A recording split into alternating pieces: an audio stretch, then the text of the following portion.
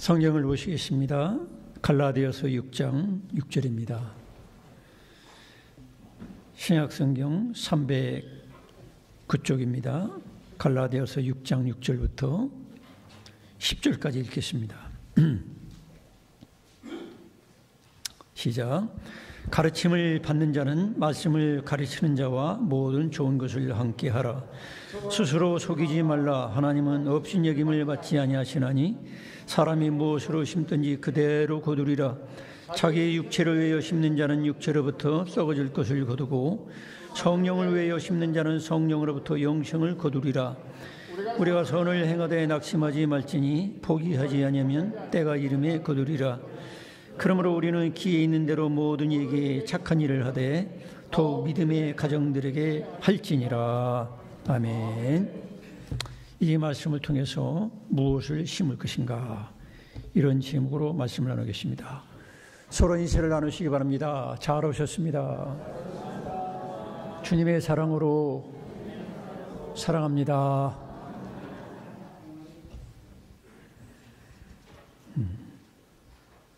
여러분, 이제 땅을 쳐다보면 저는 종종 감탄을 합니다. 땅에다가 흙에다가 무엇을 심든지 심은 대로 거두는 거예요.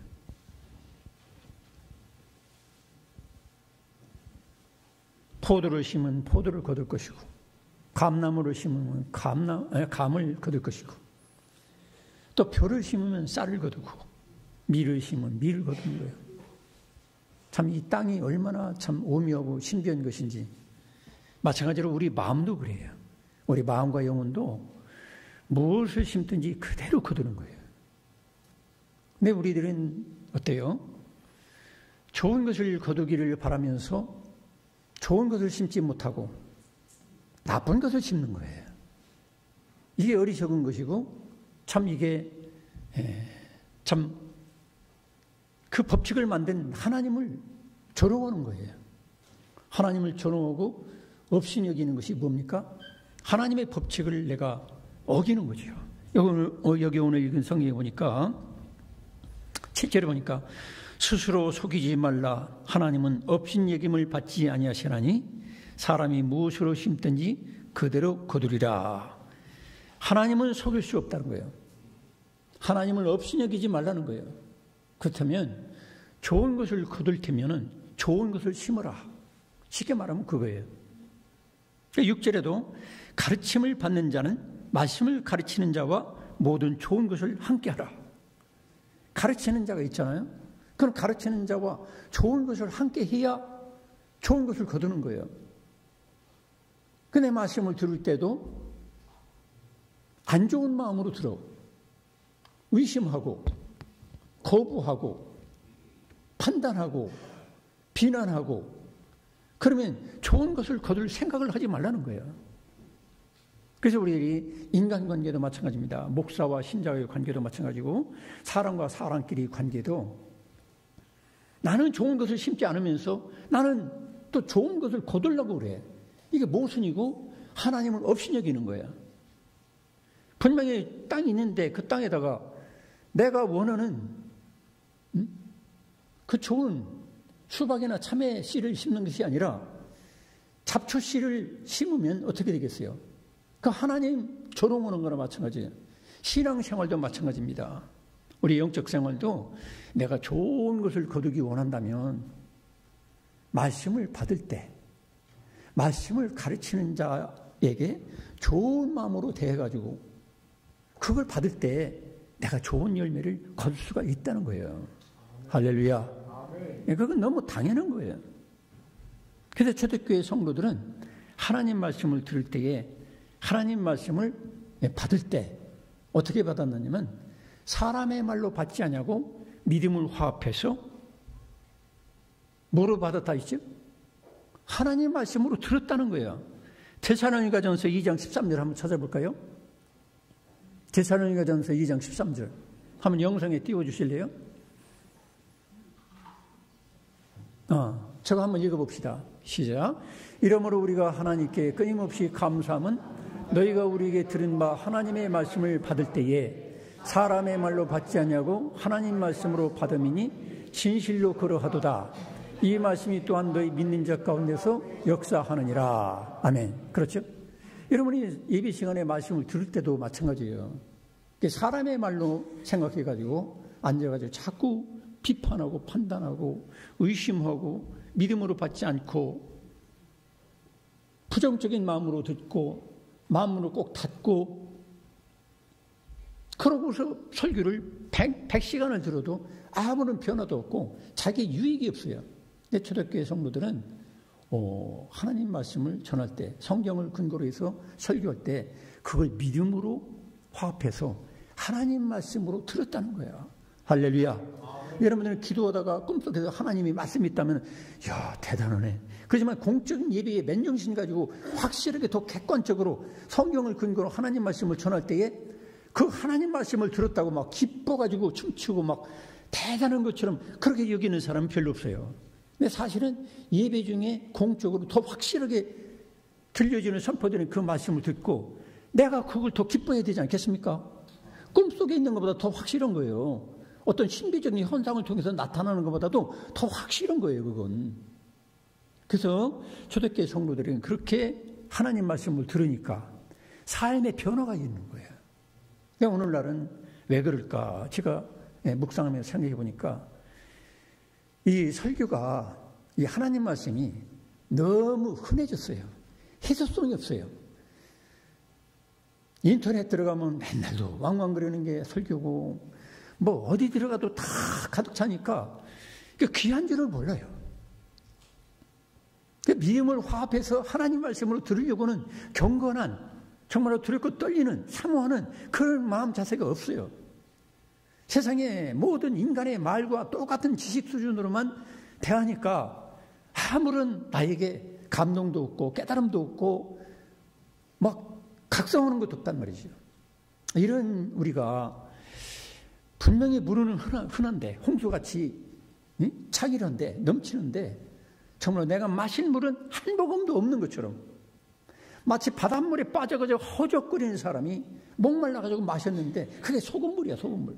마실수록 더 갈증이 나기만 하고 나에게 아무런 유익이 없어요. 그래서 우리들은 초대교회 성도들처럼 여기 오늘 본문 읽은 대로 가르침을 받는 자는 말씀을 가르치는 자와 모든 좋은 것을 함께하라. 그것은 여러 가지 해석이 가능해요. 예를 들어서 사도 바울이 신령한 것을 심었는데 가르치는 자가 세상에 육신적인 재물이나 이런 걸 얻는다고 해서 그걸 어찌 과다하겠느냐 이런 말씀도 했고 또 일하는 소에게 망을 씌우는 게 합당하지 않다. 일하는 소에게 먹을 것도 주고 재물도 주고 그렇게 풍성하게 너희들이 좋은 거 좋아하잖아 재물 그거 좀 풍성하게 먹여가지고 일을 시켜라. 사도 바울은 그렇게도 가르치기도 했어요. 근데 여기서 강조하는 것은 저는 강조하고 싶은 건 뭐냐면 말씀을 들을 때에 믿음을 화합해서 하나님 말씀으로 좋은 믿음 가지고 긍정적이고 적극적인 그런 사랑하는 마음으로 용납하는 마음으로 여러분 말씀을 들을 수 있기를 축원합니다. 그래야 여러분 마음속에 말씀이 생명의 씨앗이 돼가지고 그 말씀이 싹이 트고 꽃이 피고 또 열매를 풍성하게 열릴 수가 있다는 거예요. 그때 당시 또 이 말씀의 배경이 문제가 무엇이냐면 갈라디아서에는 문제가 어떤 문제가 있었느냐면 거짓 교사들이 나타났어요. 참된 교사하면 바울 사도라든지 디모데라든지 이런 사람으로 볼 수 있는데 이때 당시에 거짓 교사들이 나타났는데 이 거짓 교사들은 뭐를 가르쳤느냐면 예수님이 십자가 못 박혀 죽으시고 부활하신 그 복음 그거 가지고는 안 된다. 정말로 천국 가려면은 우리 조상들이 했던 것처럼 할례도 받아야 되고 안식일도 지켜야 되고 뭣도 해야 되고 뭣도 해야 되고 그걸 자꾸 가르치는 거예요. 그런데 율법적 행위로서는 의롭다 할 인간은 아무도 없다는 것이 예수님의 십자가요. 예수님이 대속의 은혜를 베풀어 주신 그 이유거든요. 시대를 따라 그때 당시에 적절하게 주었던 의식적인 율법이 있고 도덕적인 어떤 율법이 있어요. 그런데 그거는 때가 되면 시체가 우리에게 왔다면, 즉 예수님이 십자가 못 박혀 죽으심으로 우리가 할 수 없는 모든 죄와 허물을 다 감당하시고 대신 죽어주셔서 우리에게 예수 그리스도만으로 죄사함 받는 것이 완벽하게 된 것이고, 또 구원도 예수님이 십자가로 완전히 우리에게 선물로 주신 것, 그 영생을 선물로 주신 것, 이걸 믿으면은 천국 가는데 아무 지장이 없어요. 믿습니까? 근데 그들은 자꾸 뭐를 갖다 붙이느냐면, 우리 조상 대대로 내려왔던 할례를 해야 된다, 할례를 받아야 된다, 아니면 그때 당시로 말한다면 돼지고기를 먹지 말아야 된다, 개고기를 먹지 말아야 된다, 이런 걸 자꾸 부과시켰어요. 이 종교를 버리지 못하고 새로운 생명의 종교, 예수 그리스도를 따르는 진리, 이 복음에 만족하지 못하고 자꾸 다른 지엽적인 것, 비본질적인 것을 갖다가 붙여가지고 사람들이 이제 예수 그리스도를 믿음으로 구원받는 것이 아니라 과거 종교의 어떤 율법이나 그 행위를 갖다가 붙여가지고 사람들에게 구원이 없는 상태로 몰아가는 것이 거짓 교사였어요. 거짓 교사들이 나타났을 때에 이제 사도 바울이 갈라디아 교인들에게 이 말씀을 하는 거죠. 너희들 심는 대로 된다. 구원이 없는 그런 율법이나 의식적인 율법, 그 가르치는 거짓 교사들의 말을 자꾸 받아들이면, 네 마음에 심으면 너희들은 결국 영생과 천국을 거둘 수가 없다. 그래서 너희들이 이런 복음을 전하는 가르치는 자의 마음을 의심하지 말고 그 복음의 근거에서 받아들여라. 그런 의도가 있는 것입니다. 성도 여러분, 우리가 교회에 나오자면 어떤 사람은 그러잖아요. 교회 나오는데 어떤 교회 다니는 사람이 뭐라고 하냐면, 제가 장례를 집전하고 이렇게 이 구덩이를 팠어요. 매장 팠는데 깊이 파니까 아주 황금색 황토흙이 나오는 거야. 그러니까 교회 다니는 사람들이나 주변 사람들이 뭐라고 하냐면 탄성을 지르면서 감탄하면서, 야, 이 사람은 좋은 데 가겠네. 무덤 봐보니까 그 땅이 그냥 황금빛에다가 금색이 반짝반짝하니까 이 사람 볼 것 없이 천국 가겠다 이 말이에요. 예수 믿는 사람이 그런 말을 하면 되겠습니까? 그거 아닙니다, 여러분. 우리가 내가 묻힐 땅이 황금색이든 흑색이든 아무 상관이 없어요. 또 어떤 분은 그래요. 교회 다니는 분이 직분자가 뭐라고 하냐면, 매장을 해야 된다고 말해요. 매장이라고, 매장. 지금 화장 거의 대세가 화장이잖아요. 화장하면은 좋은데 못 간다는 말 비슷하게 하는 거야. 그 말도 맞습니까? 틀립니까? 틀리잖아요. 그러니까 우리가 여전히 예수 그리스도만으로 구원받고 제사함 받고 천국 가는 이 복음에 분명히 서지 못하고 자꾸 무덤 속에 흙 색깔이 뭐냐에 따라 왔다 갔다 하고, 또 매장이냐 화장이냐 이거를 또 왔다 갔다 하고, 또 어떤 사람은 11조를 해야만 천국 간다. 아니잖아요. 물론 11조 하면 좋죠.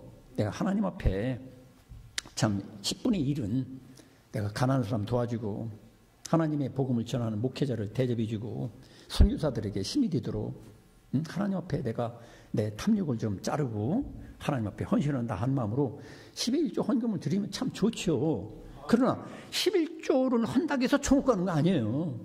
11조 안 해도 천국 갈 수도 있어요. 있습니까? 근데 그거를 절대화시켜가지고 11조 헌금을 하면 천국 가고 안 하는 사람은 지옥 가고, 또 은사 같은 거 가지고 방언 은사 받으면 천국 가고 특별한 영적인 수준에 도달하고, 그거 은사 못 받으면 저급 신자가 되고 하나님하고 직통하지 못하고 이런 것도 문제고, 또 예언 은사, 신유 은사, 그런 것이 절대화되는 것처럼 거기에 치우치면 문제가 되는 거예요. 또 우리가 예를 들어서 꼭 토요일날 예배를 드려야 천국 간다는 거, 안식교인들이 주로 그러잖아요. 안식일 말 그대로 토요일날 예배 드려야 천국 가고, 그렇지 않은 주일날 우리처럼 예배 드리면 지옥 간다. 그것도 웃기는 일이고, 우리가 다 어떤 면에서 형편에 따라 토요일날 예배 드릴 수 있는 거고, 주일날 예배 드릴 수도 있는 거고, 또 수요일날 예배 드릴 수 있는 거고, 그게 절대화돼서는 안 되는 거예요.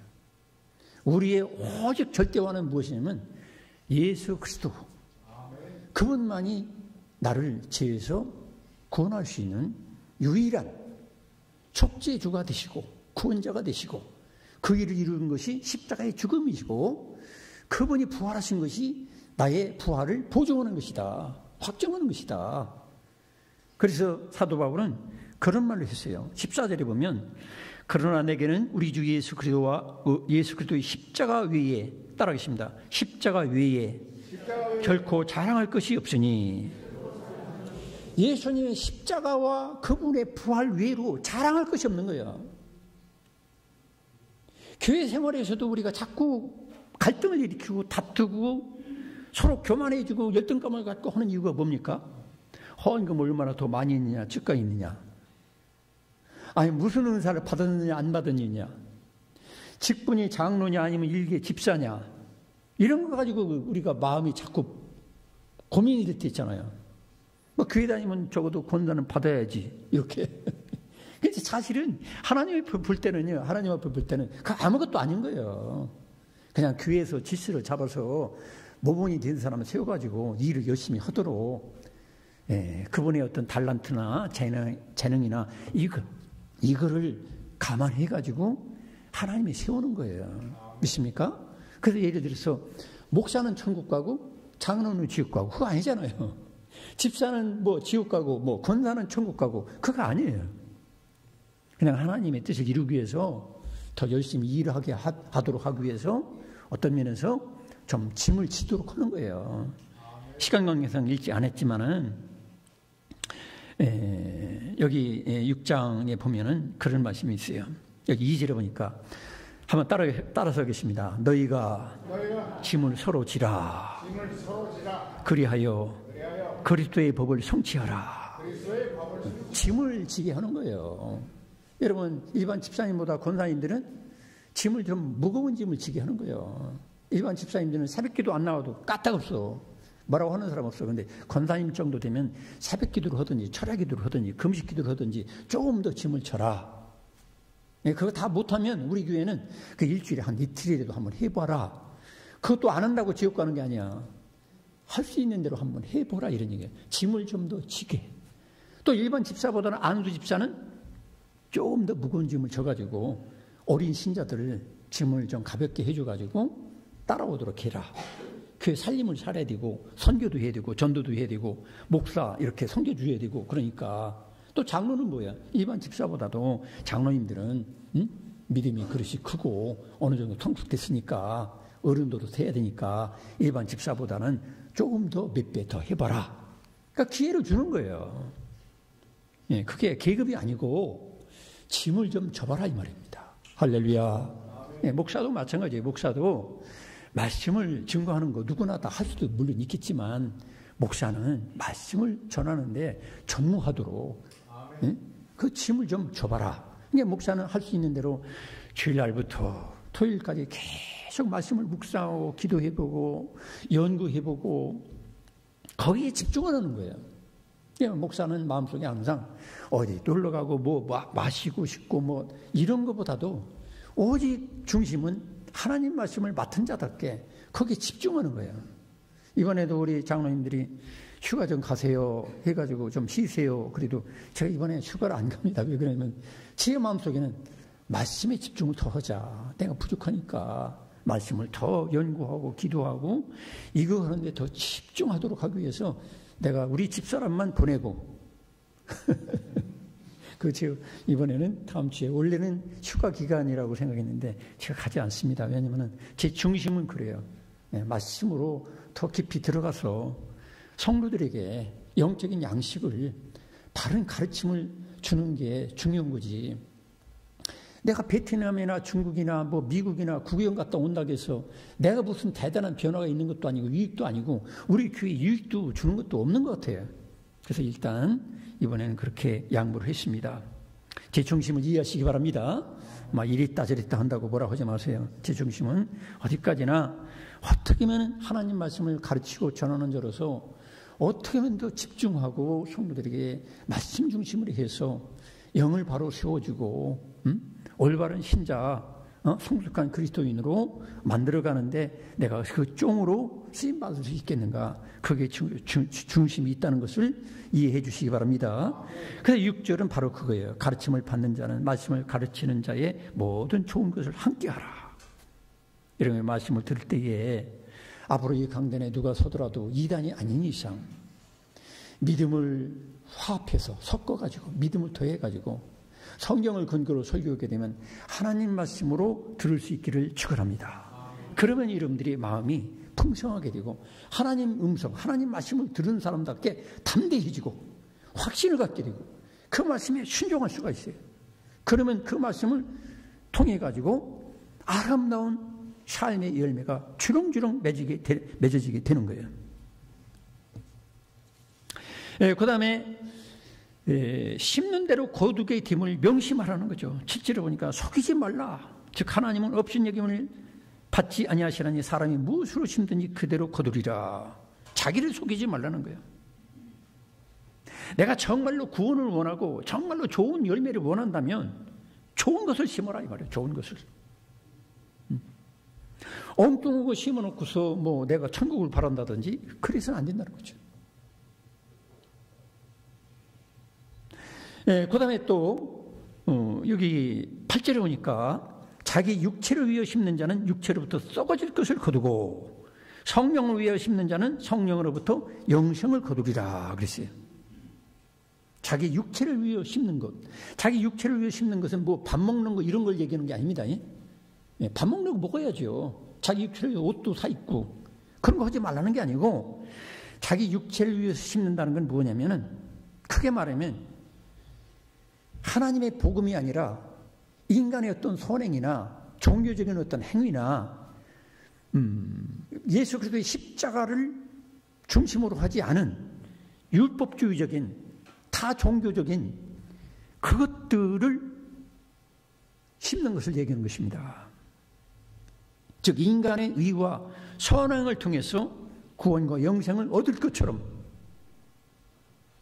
하는 그런 가르침을 받아들이는 거죠. 그래서 이런 사람들의 특징이 뭐냐면은 즉 예수 그리스도의 십자가와 부활 중심이 아닌 신자들은 어떤 열매를 맺게 되느냐, 갈라디아서 5장 19절부터 20절이 그렇게 그 증거가 나와 있어요. 저 19절에 보니까 뭐라고 합니까? 한번 따라해서 읽겠습니다. 육체의 일은 분명하니 곧 음행과 더러운 것과 호색과, 그렇죠? 네. 그건 나중에 읽고. 그래서 19절에 보면은 예수님의 십자가와 부활을 중심으로 하지 않은 비복음적인 신자들은 어떤 열매를 맺느냐면은 음행과 더러운 것과 호색의 열매를 맺어요. 오늘날 얼마나 음란합니까? 종교적으로 영적으로도 너무 음란해요. 우상도 섬기고 마음속에 우상이 또 살아있어. 이런 사람들은 복음 안에 거하지 못한 결과가 이런 열매를 맺는다는 거죠. 또 20절에 보면 우상 숭배와 주술과 원수 맺는 것과 뭐 다른 건 몰라도 원수 맺는 것. 오늘날 교회 교인들끼리 원수 맺는 사람들이 종종 있잖아요. 대단한 일도 아니야. 대단한 일도 아닌데 뭐 이럴 수도 있고 저럴 수 있는 상대적인 인간의 실수라든지 잘못된 거 가지고 원수를 맺는 것은 그 사람이 지금 복음 안에 거하고 있지 못하다는 거야. 육체를 위해서 신고 있는 신자에 불과할 수가 있다 이 말이에요. 여러분 원수를 맺지 마시기 바랍니다. 한 교회에 나오면서 서로 원수 맺는 것, 이건 뭐냐면 벌써 그 사람은 성령을 위해서 심지 아니하고 자기 육신을 위해서 심는 거야. 이기적이고 자기 중심적이니까 원수가 맺어지는 거야. 막 야속하고 상처받고 이걸 자꾸 되새기고 그러니까 결국에는 육신의 열매를 맺고 육신을 위해서 심는 것이 되는 거예요. 그 다음에 분쟁. 예수 그리스도를 머리로 위해서 우리가 교회 성도들은 한 몸이라 했는데 한 몸이 자꾸 분쟁하고 시기하고 질투하고 그러면 어떻게 되죠? 그건 육신을 위해서 심는 생활을 하고 있다는 거예요, 그게. 지금. 머나먼 얘기도 아니고, 분쟁하고 다투고 자꾸 이런 분들은 되게 미안하지만은, 내가 아직도 나는 육신 안에 지금 거하고 있습니다. 난 육신을 위해서 신고 있습니다. 이걸 모든 사람에게 증거하고 있는 거예요. 나는 육신적인 신자거든요. 이렇게 얘기하는 거예요. 부끄러운 줄 알아야 돼요. 그러니까. 분쟁 자주 하고 시기하고 또 분냄과 분냄도 자기 중심이니까 분내지요. 되게. 그러니까 분내는 걸 자랑하지 말아야 돼요. 예수님처럼 의분을 낼 수 있으면 내는 건 좋은데 근데 분내는 걸 통해서 선을 이루지는 못해요. 우리가 분내는 것 아직도 내가 육신의 사람의 육신을 위해서 신고 있다. 이것도 한번 여러분들이 생각해 봐야 돼요. 또 당짓는 것, 파벌 일으키는 것, 분열, 이단 이런 것도 마찬가지죠. 그만큼 복음 중심이 아니니까 예수 중심이 아니니까 자꾸 분열하고 나눠지는 거야. 그 다음에 21절에도 투기와 술 취함과 술 취하는 것도 자기 이 취미대로 마시다 보니까 술 취함과 방탕에 빠지는 거예요. 예수 중심이 아니잖아요. 또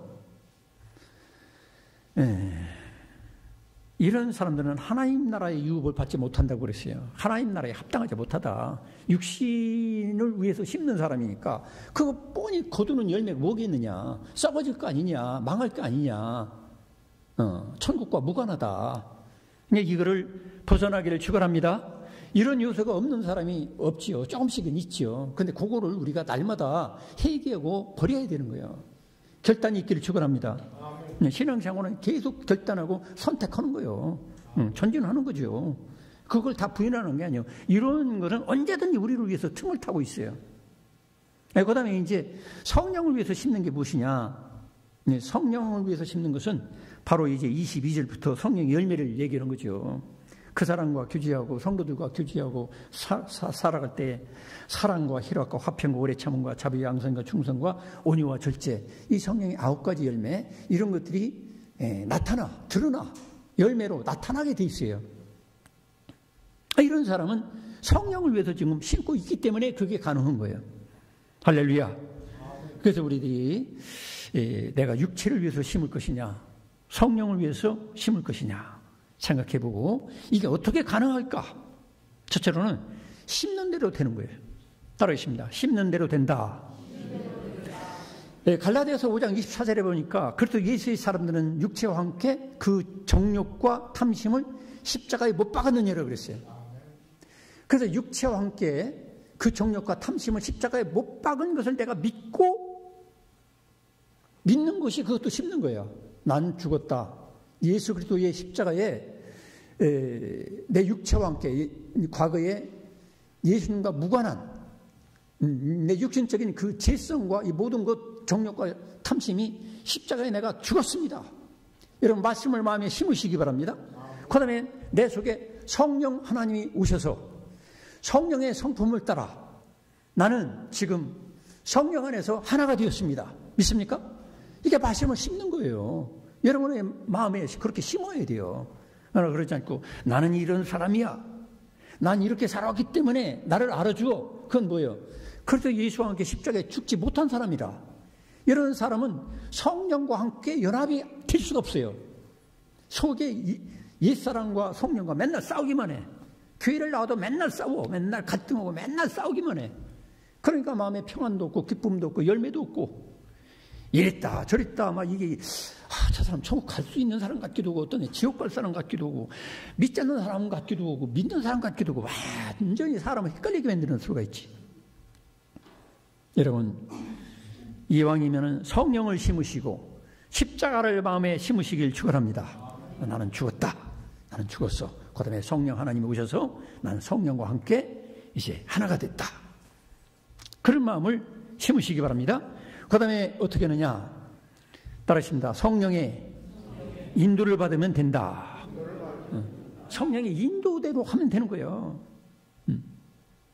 여러분 내비게이션 안내양 말만 그 인도대로만 하면 거의 다 목적지 가잖아요. 그 마찬가지로 하나님께서 우리에게 내비게이션 안내양보다도 더 정확하게 천국 가는 안내할 수 있는 보혜사가 여러분 예수 그리스도를 영접한 사람 속에 다 하나님이 계신 겁니다. 믿습니까? 그럼 그 안내대로 인도를 받으면 되는 거야. 근데 내가 그 인도를 안 받고 내 감정, 내 혈기, 내 분냄, 내 탐욕대로 가니까 문제가 터지는 거야. 엉뚱한 대로 가는 거예요. 엉뚱한 대로. 여러분, 성령의 인도를 받으시기 바랍니다. 그 다음에 성령으로 따르십니다. 성령으로 살고 성령으로 행하라. 세 번째, 성령으로 살고 성령으로 행하는 거예요. 이건 뭡니까? 성령 하나님과 동행을 하는 거예요. 예수 그리스도를 진정으로 영접한 사람은 이제는 속에 하나님, 즉 성령 하나님이 계시기 때문에 그분과 함께 살면 되는 거예요. 여러분, 성령 하나님과 지금 살고 계십니까? 그럼 그분의 뜻을 알고 그분의 말씀을 듣고 그분의 음성을 들어야 돼요. 또 그분과 함께 행해야 돼요. 그러지 않고 내 기분, 내 체면, 내 자존심, 내 욕심 이런 걸 따라서 살고 이걸 따라서 행하는 사람은 하나님과 동행하지 않는 거죠. 여러분, 이런 아름다운 열매를 맺기 위해서 성령으로 살고 성령으로 행하시길 축원합니다. 그 다음에 성도들과 함께 좋은 관계를 가져야 돼요. 26절. 5장 26절 한번 읽어보십니다. 5장 26절 시작. 헛된 영광을 구하여 서로 노엽게 하거나 서로 투기하지 말지니라. 우리가 이 성령의 인도를 못 받는 이유가 뭐냐면 자꾸 헛된 영광을 구해가지고 내 자존심이나 내 영광이나 뭐 조그만 나의 어떤 고집 이런 걸 내세워가지고 자꾸 서로 노엽게 하고 자꾸 다투는 거야. 그러니까 자꾸 이걸 잊어버리는 거야. 성령을 위해서 심을 기회를 마귀한테 뺏기는 거야. 사람 때문에. 그런데 그 사람 때문이 아니라 나도 문제가 있다는 거죠. 여러분, 좋은 관계를 가지시기 바랍니다. 교회에서도 장로님들과 성도님들과 좋은 관계를 갖고 부부간에도 좋은 관계를 갖고 목사의 관계도 서로 다투고 막 헛된 영광 구하지 말고 자존심 내세우지 말고 서로가 좋은 관계를 가져야만 성령을 위해서 심을 수가 있는 거예요. 그 다음에 낙심하거나 포기하지 말아야 돼요. 우리는 종종 낙심하고 포기해요. 그래서 우리가 포기 상태로 살기 때문에 결국은 좋은 열매를 맺을 수가 없는 거예요. 여러분, 열매가 맺을 때까지 포기하지 마시기 바랍니다. 그 다음에 기회 있는 대로 모든 이들에게 선하게 대해야 돼요. 여러분, 우리가 좋은 것으로 대접하라니까 뭐 좋은 음식만 생각하는데 그게 아닙니다. 좋은 것으로 대접하는 것은 뭐냐면 내게 지금 살아계신 성령의 성품을 따라 예수 그리스도의 인격을 따라서 내가 모든 사람에게 사랑으로 대하는 거야. 기쁨으로 대하는 거야. 인내로 대하는 거야. 온유함으로 대하는 거야. 절제함으로 대하는 거야. 그러면 그 사람과 나의 관계가 좋아지고 좋은 열매가 가득하게 누리며 살 수 있는 거야. 여러분, 강아지도요, 자꾸 사랑해지면요, 내 자식처럼 여겨지는 거예요. 그렇잖아요.